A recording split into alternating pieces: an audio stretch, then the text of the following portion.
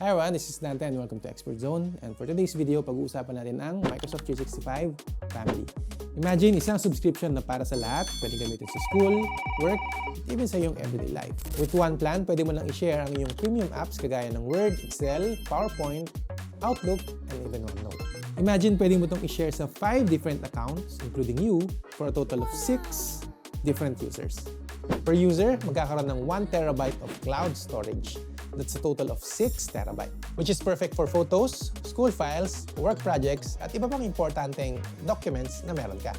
Pwede mo rin iset ang automatic backup so you can access your files anytime, anywhere. Alam mo ba na with Microsoft 365 Family, you also get the advanced security features kagaya ng Microsoft Defender? Now, let's talk about creativity and productivity. Kung gusto mo ng mabilisang edit and design, you can use Designer. You can also use this for video editing.